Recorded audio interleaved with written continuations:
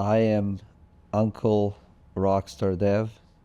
I'm a cypherpunk, coder, unifier, philosopher, Bitcoiner at the end of the day, because Rockstar Dev is my identity for Bitcoin.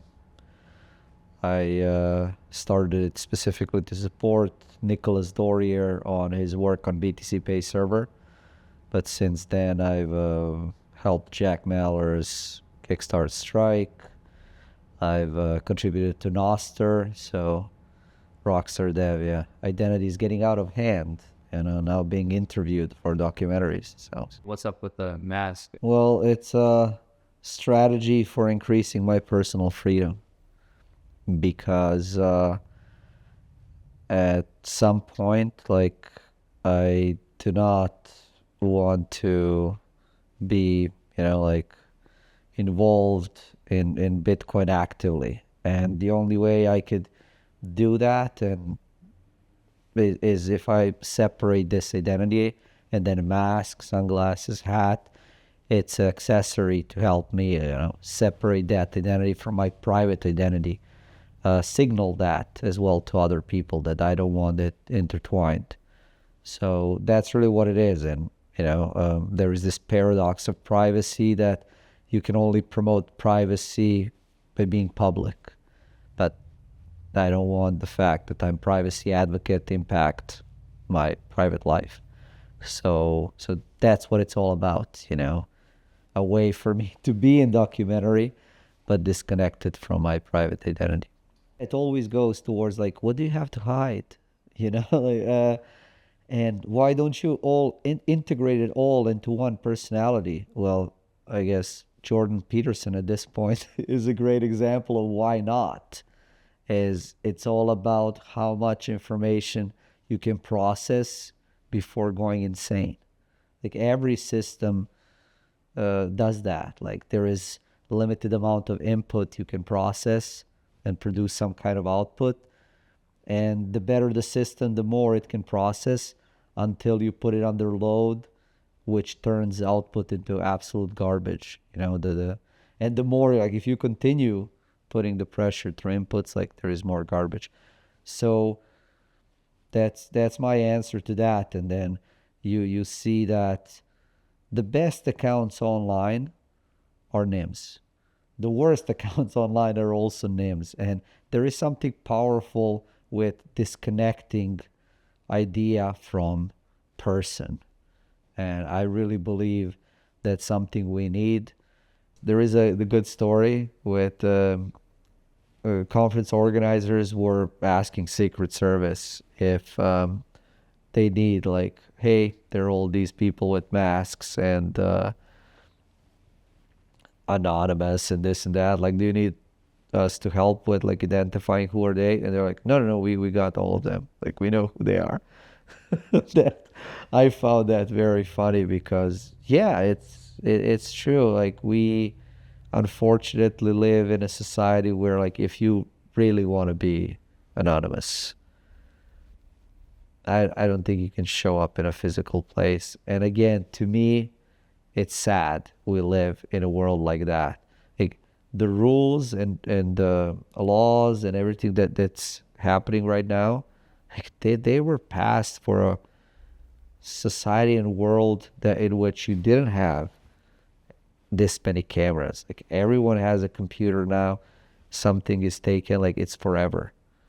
And it's terrible because make one mistake, say something wrong, uh, allow that piece of information to get to someone who can blast it through social media, your life is done. You can never, ever erase that. Like, and you will be defined by a moment. It's not necessarily you. Like, it's definitely not you.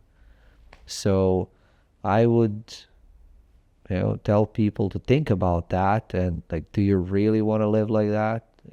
Probably not. So let's build a better system, and yeah, system that will nurture people and not force them to be slaves to Facebooks and LinkedIn's and Twitters and always saying the right thing in comments.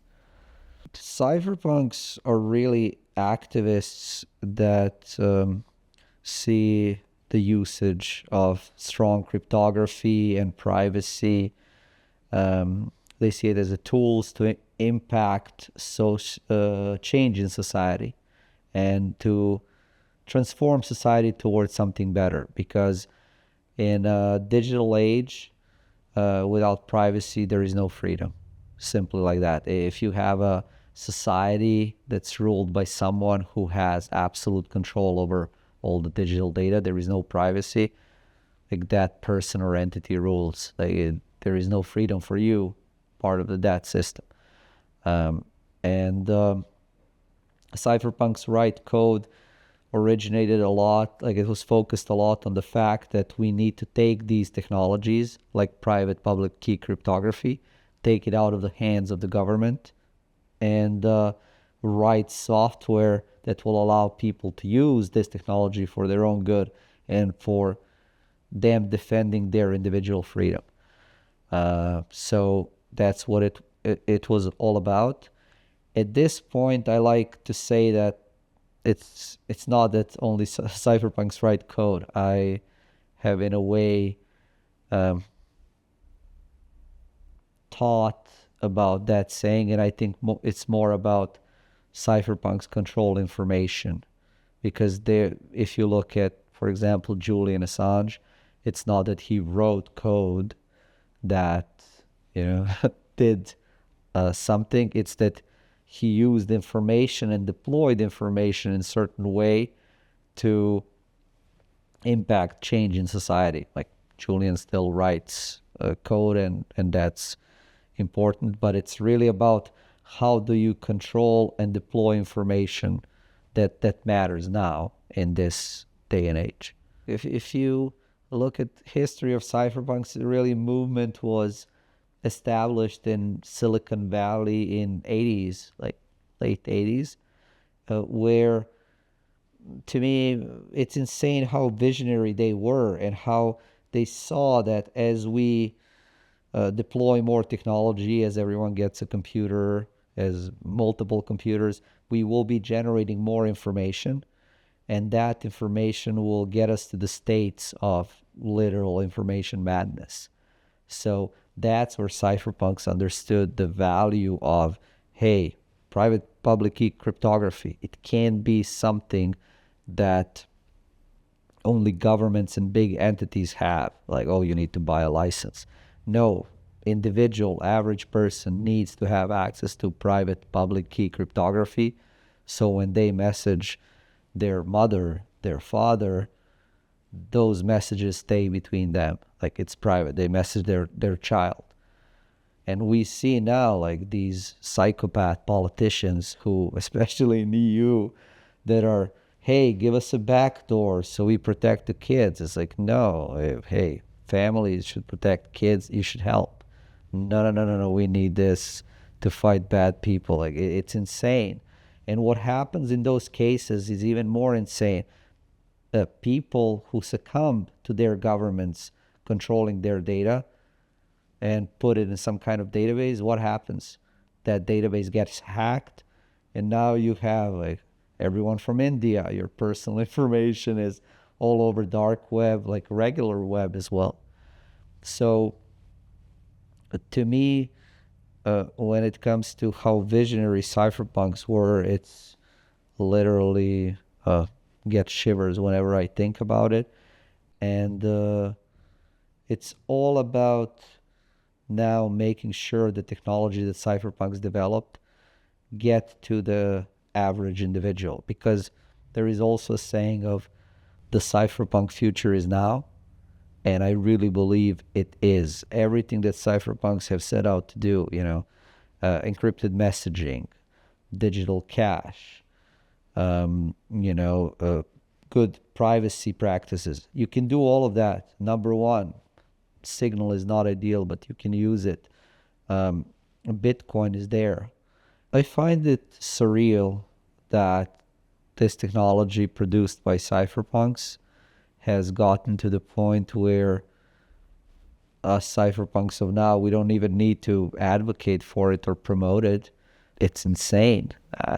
Technology that's 15 years old already have RFK Jr. saying, "Oh, we're gonna buy all the Bitcoin," and Trump, saying, "Oh, I'll protect you from Elizabeth Warren."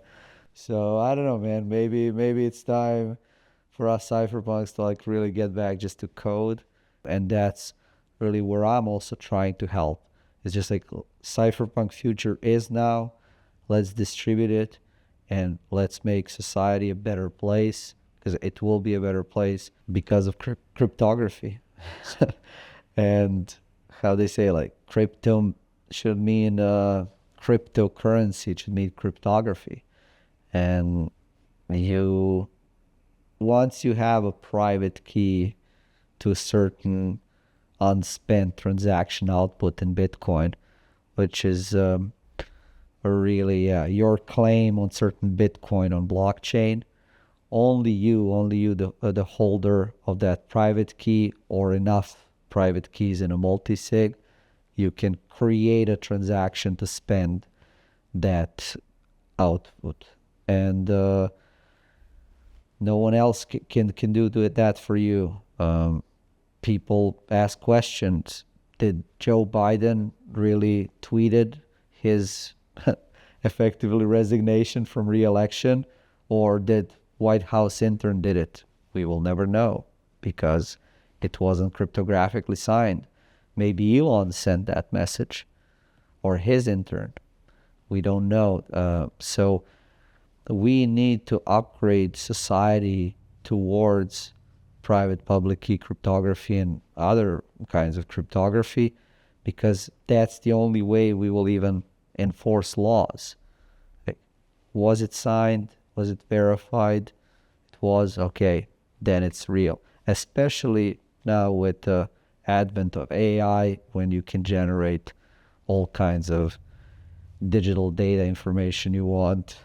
And it was quite funny at the conference where they were having trouble with all these fake feeds on YouTube. It was like deep fakes of Elon talking, and yeah, people couldn't even find the actual stream. What can we do when everyone wants to print their own money? It's such an amazing power. Would you print your own money if you were given money printer in your bedroom? Yes. Yeah, especially if you promised during elections that you're going to solve all these people problems, and then people come to you and ask, "Hey, you said you're going to solve. Okay, let me print more money." Yeah, so that's why I think it's becoming cryptocurrency means crypto, but to me it will always be about cryptography. And at the end of the day, we see what's happening with all these cryptos, altcoins, shitcoins. Um, Compared with Bitcoin, they're always trending downwards, because at the end of the day, if you look at the theory and history, the hardest money always wins. And anyone that thinks that, especially now, like they're gonna launch a shitcoin and it's gonna do better than Bitcoin, they're deluding themselves, or they're deluding others with the goal of scamming them and their money, like parting fools from their money and taking it from them. I feel sorry for those people, man. But it's not that Bitcoin is slow, it's just that the Bitcoin blockchain is becoming so valuable that you cannot, with this technology, embed all the data that people would want to embed. The competition is too strong. And I don't think there will be, a silver to gold like Bitcoin, something else. If anything is focused on payments, it will have to be built on top of Bitcoin, the way that Lightning Network is being built, or these alternative proposals that we have like Arc or eCash. It will be built on top of Bitcoin. I see Mara is also deploying their side chain, Liquid Federation that Blockstream did. That's also happening. So hardest money always wins. And that's why anyone that will want to build something with money will eventually need to build on top of Bitcoin or find a way to expand Bitcoin. But luckily, Bitcoiners are very conservative with changes because, yeah, you don't want to break this system, especially now with how valuable it is. Milestones, for me, definitely like when Bitcoin first started trading against fiat USD, like big milestone. Then pizza transaction, like amazing. Um, Silk Road market, maybe a milestone when Ross was, arrested, jailed. But really, the fact that that bigger milestone would be when he launched Silk Road and when it was successful. Then Bitcoin breaking like $1,000, big milestone. For other people, maybe it's $100. That was also exciting, but really $1,000. That's where you first saw politicians starting to pamper to Bitcoiners. Of course, first thing that happens, it crashes back to 200. But then 20,000 was very exciting, crashes back to 3,000, and yeah, 69,000, very nice number, crashes down. And there is a great video, like don't buy Bitcoin, it always crashes. So now when it's back at 69 and going up, I don't know, it will be like 300K and it will crash back to 100. Everyone will be upset. But yeah, those milestones. And then uh, El Salvador legal tender 2021, big milestone for me personally as well, because I was involved with coding Strike backend and preparing for that announcement. So big milestone. And then this right now, this is a big milestone, having a leading presidential candidate come and, you know, try to suck up to us at the conference. Like that's a big milestone. I like it. 2024. Silk Road was the first, I would say, big application of Bitcoin, allowing Bitcoin allowed creation of actual free market on which people could trade with any items, paying Bitcoin, and it was all based on reputation and yeah, absolute free market. What that also means is that some of the goods that are illegal based on certain laws in certain jurisdictions were listed on the website, and that's what, yeah, government didn't like and why they went after Ross. So really a great community. It's brought a lot of people into Bitcoin, and there are great documentaries about Silk Road, which I would encourage a lot of people to look up on YouTube even and see. But for me, yeah, the Silk Road will always be, yeah, the first big application of Bitcoin, and it's absolute shame that creating that free market got Ross targeted. And then when he was arrested, really, they tried to make an example of him with, from what I know, 2 life sentences.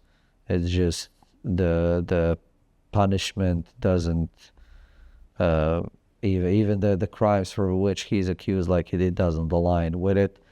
Because, and creating a free market shouldn't be a crime.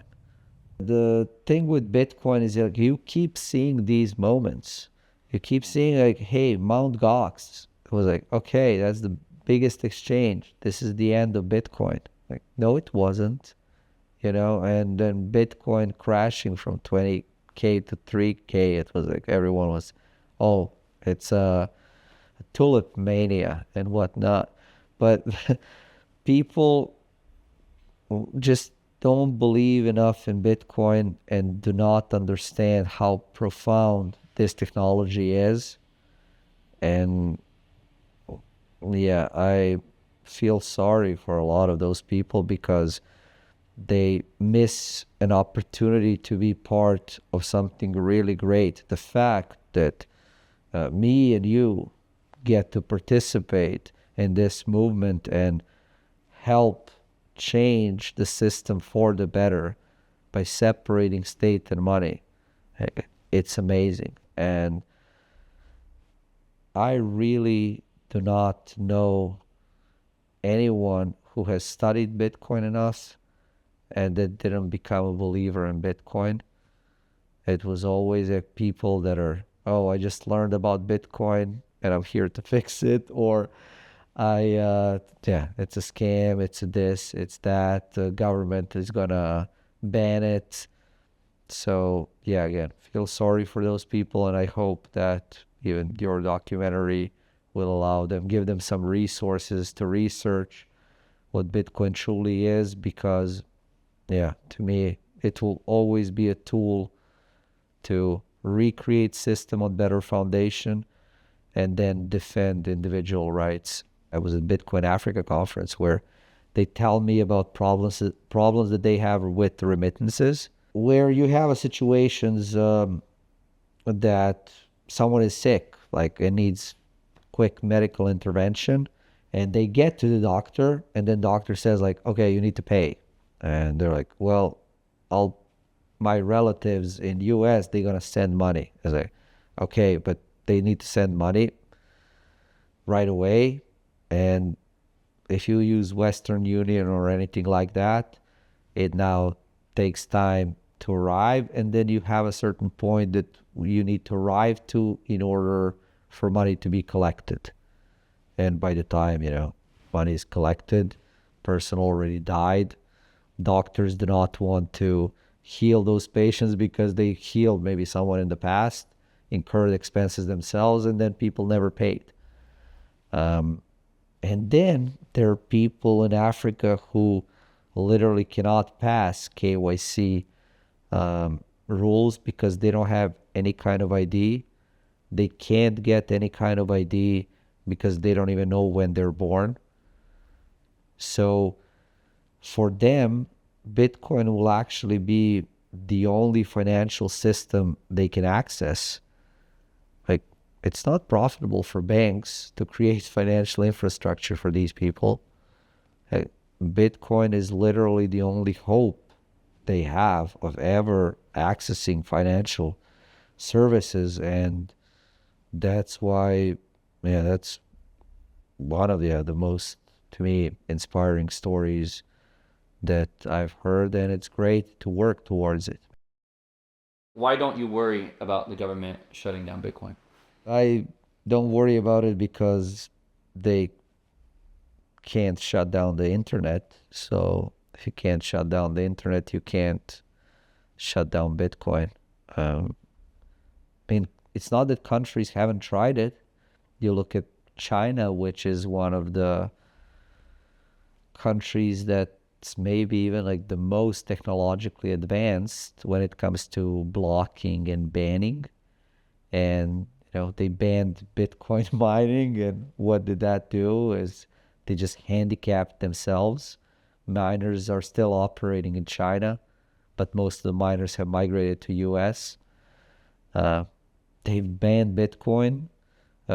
Technically, all that has done is markets have moved to Tether, which is, yeah, USD stable coin. And now by doing that, they have inadvertently created like a support in China for US dollar hegemony. Like it's ridiculous, man. It's so funny. So China, from everything that's being said recently, is looking to reverse that course and be like, okay, we get it. We can only handicap ourselves. The same way if you take yourself off the internet, your population, you're just not keeping up with progress. So that's why I have zero worries about governments banning Bitcoin. Those that do will only hurt themselves and their citizens. As you now have government getting in, very rich people getting in, Thank you, Larry Fink, for pumping Bitcoiner bags. Uh, you will have more and more rules and regulations and tracking of UTXOs, chain analysis. I do not worry about that because at the end of the day, freedom always wins. So those type of controls, will they exist and will they be developed? Like, sure, chain analysis is a very valuable company on paper. In practice, they're like a bunch of bullshitters. It's all heuristics and whatnot. Um, so I don't worry because we will keep building tools that, again, support individual freedom, that give people applications, programs, systems that allow them to control their Bitcoin. And then it will really get to the point of jurisdiction arbitrage.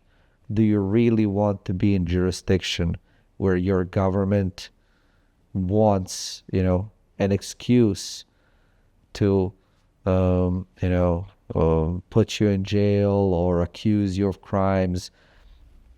No, you're going to move away from that jurisdiction. And the best thing about Bitcoin, well, one of the best things about Bitcoin is the fact that previously, if you needed to take your assets with you and move to another jurisdiction, it's a huge problem. With Bitcoin, just need to sit on a plane, go there, your Bitcoin is coming with you. All you need to do is remember 12 words, and that's it. At this point, yeah, I come back to what I was saying, that cypherpunk future is now. It's just not equally distributed.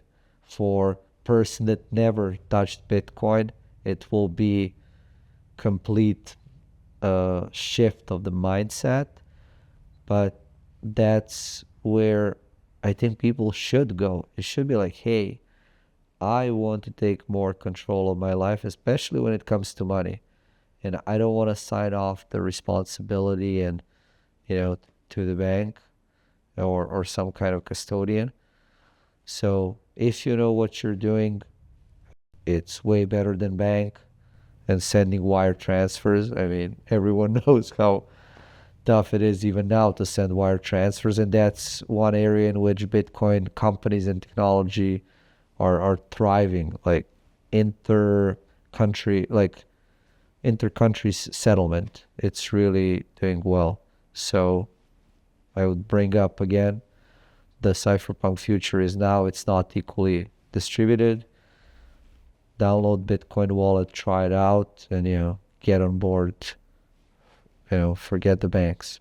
The transfer of money between the countries is such a old system, and then it's being also weaponized by US to use against certain countries as sanctions. And this is where we, as the people of the whole world, it's like, okay, it doesn't serve the interests of individual in certain country, but it's like, what can that individual do? Like, country she is under sanctions, so they're cut off from the rest of us without even their blame. Like, their biggest crime is for being born in certain territory. So we are helping rebuild that system to something that's way more fair and something that's way more robust and scalable than the system we currently have. And one more thing I would bring up there. Yeah. Settlement is a huge issue. Absolutely huge. We have now liabilities that even if we sat down and tried to settle, we wouldn't be able to do it. And a lot of problems in the world are stemming from that fact that we have a lot of unsettled liabilities between the countries, between entities, companies. And this is where a lot of people were excited about, like blockchain technology and whatnot. But I really see Lightning on top of Bitcoin as solution to this, where because Lightning has some technical hurdles and challenges with opening channels, ensuring liquidity. But once it's there, settlement is instant, and settlement is Lightning superpower. And I can't wait to see that technology applied to the problems that we're experiencing in the world.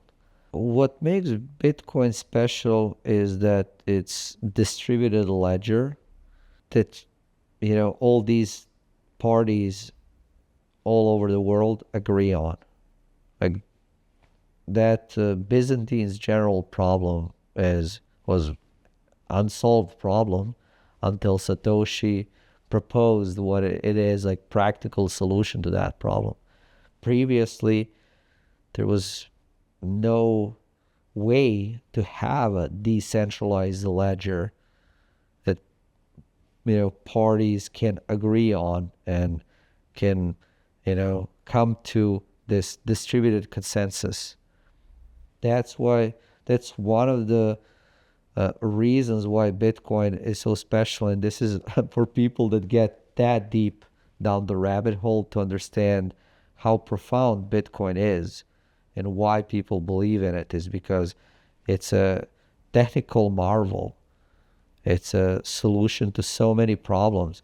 When you look at the work Satoshi did, it's like he was building upon the work of other cypherpunks and other, computer scientists, but he just put all those pieces so perfectly together that it's insane, really, how Bitcoin changes practically, like by fixing money changes everything. And you see, even the last few years, we're discovering new applications of Bitcoin to like helping Texas balance their power grid.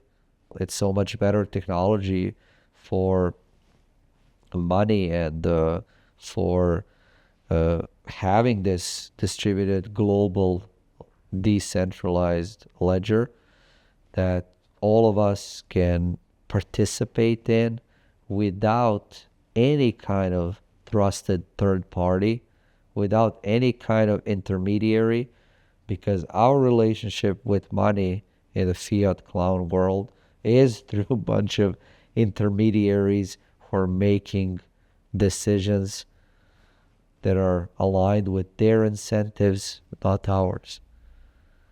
And I really think, man, like it's a technology problem at this point. There is maliciousness in people, but the fact that middle class is getting destroyed, that a lot of people don't have privacy, that it's pessimistic outlook for all those that are not part of 1%.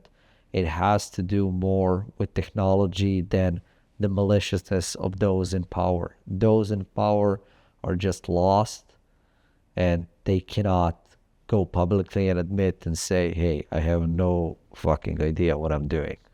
Just, if they say that, they're going to be destroyed.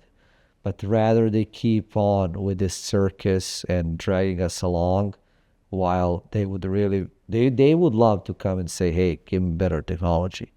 And maybe that's what's happening with politicians now. Although when I really think about it, I think maybe they're in it for money. I don't know.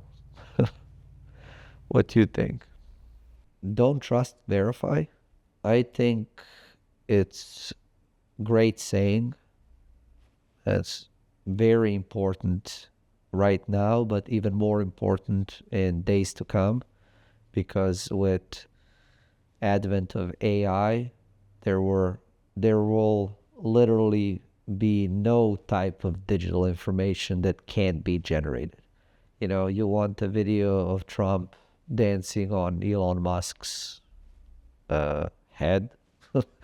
You will be able to generate that, and it will look so realistic that no one will tell the difference. You want to generate a speech, way better speech at Bitcoin conference of Trump, you'll be able to do that.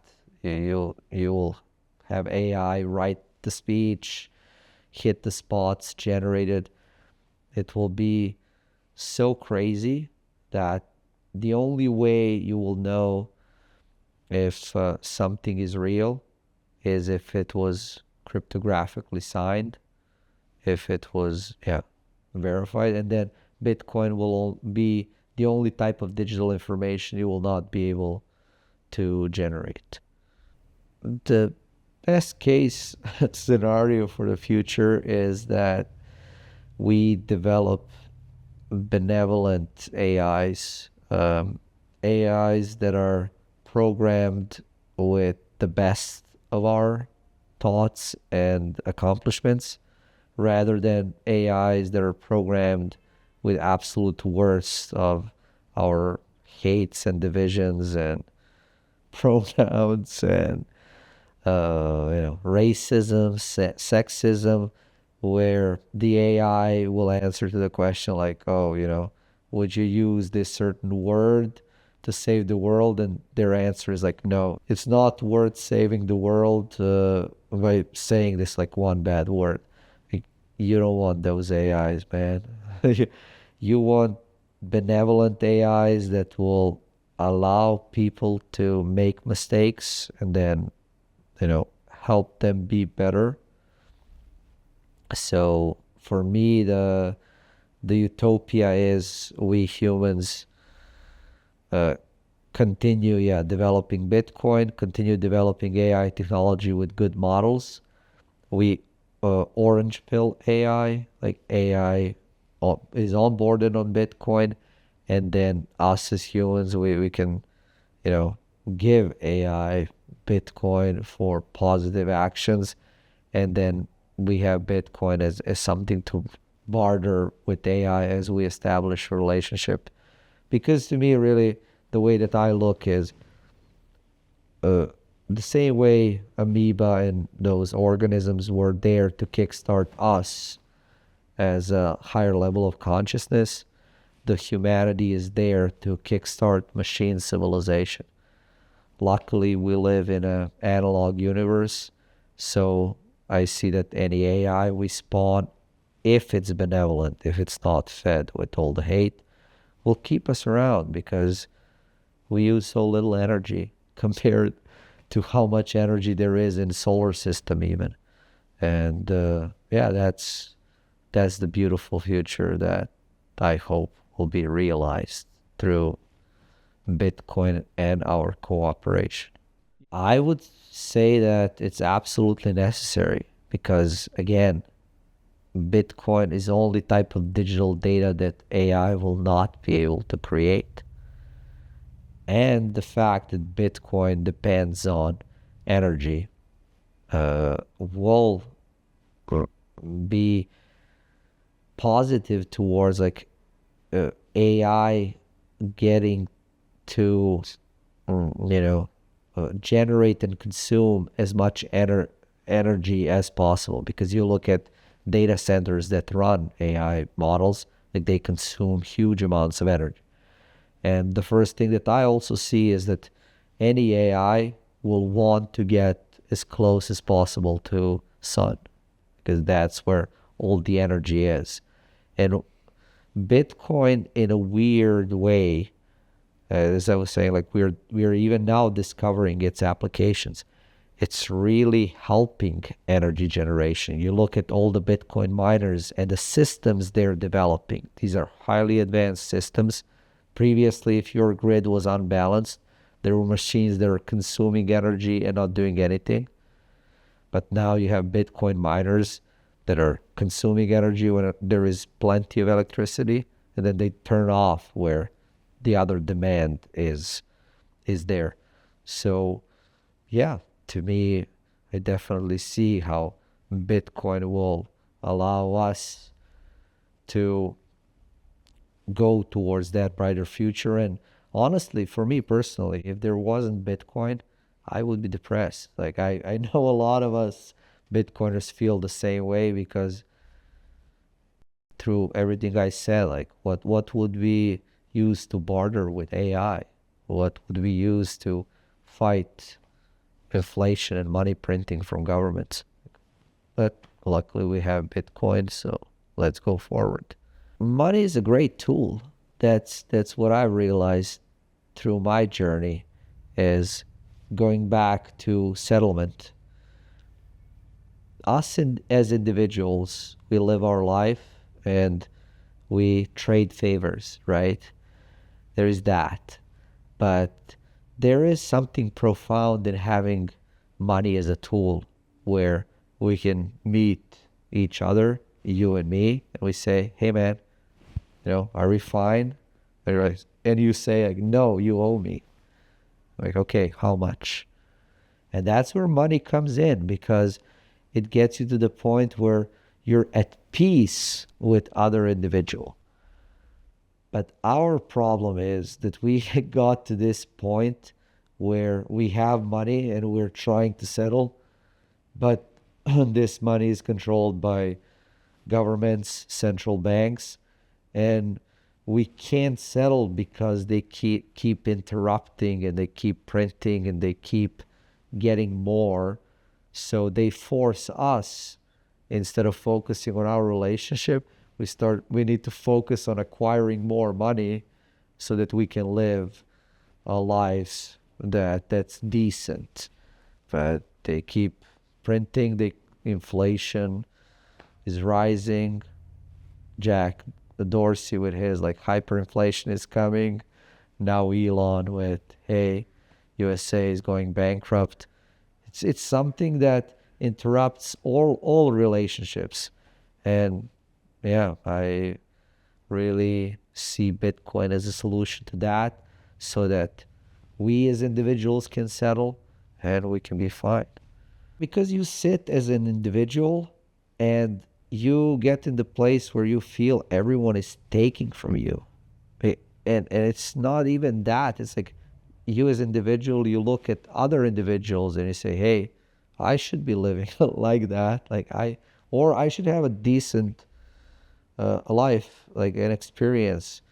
Um, why can't I have it? It's because of the money printer. It forces you to run faster and faster and faster. And then you're doing that. You're not settling in your relationships. And yeah, you end up in a place where, as you say, like your connections, your relationships, they're so unsettled. It's a terrible place to be in. But again, with Bitcoin, you individual is getting control back.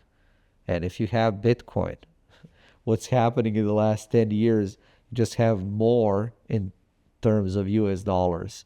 And you can be in peace. You don't need to do anything. You can just like sit, hodl, as it said in Bitcoin. Being orange pilled means that you become, proponent of Bitcoin. The same way that, being purple pilled now means that you're a proponent of Nostr. But I always tell people when they like, oh, how do you orange pill people? I just say like, I don't. When people ask me about Bitcoin, I say, you shouldn't buy it. It's a scam. Because, yeah, back in the day, you give people Bitcoin, you give them private key, it's $100. And then a few years later, when it's $10,000, they come to you, they're like, where is my Bitcoin? They're like, well, I gave it to you. Like, oh, well, I lost the paper.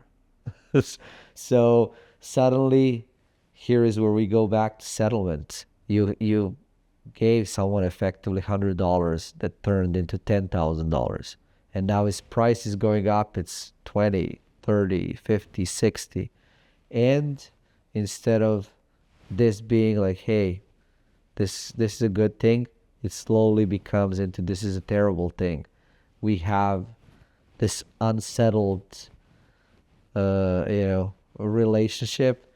Resentment starts building up because, you know, uh, you lost Bitcoin. No, you lost it. It's terrible, man. And that's why I'm joking with like, no, don't orange pill anyone. You'll just yeah, unless you want to custody it for them, then yeah, do that. That's better, and make sure that your relationship is settled. If you consumed all that information and you do not know the next step, uh, You need to find the voice that really speaks to you, because you can't be in the mode where, you know, you need to be orange pilled. No, at this point, so many people have seen that Bitcoin is good. If you do not see that Bitcoin is good, like, the problem is not in Bitcoin, it's in you. So you need to find the voice that speaks to you, and then, or voices, it can be more than one, but I would recommend, yeah, as you say, like three things to do. Find three voices and then follow their advice. You know, should you open an account on any kind of regulated custodian and start to DCA, or dollar cost average, into Bitcoin? Probably.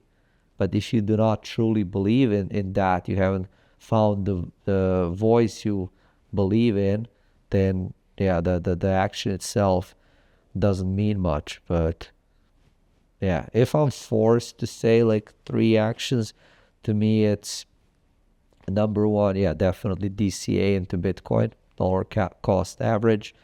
Doesn't matter if it's custodial, non-custodial for start. Uh, Number two, get to Bitcoin events. There are so many local Bitcoin events. Get to the national Bitcoin events if you desire. And then number three, find a way to contribute to the revolution that Bitcoin is. You know, you have some kind of unique skills. Bitcoin, yeah, can make use of your skill. Like, I'm a developer, you're a filmmaker. Somehow Bitcoin makes use of our skills and creates a synergy. There is something for everyone, and maybe that's a good saying to close it out with. I always say, like, uh, Bitcoin is for anyone, but not for everyone. And it's not that you need to, change Bitcoin, or have Bitcoin persuade you. It's like you already need to be persuaded, because Bitcoin has been proven to work and adopted by so many people. So go with that mindset, find three voices, and see where it leads you.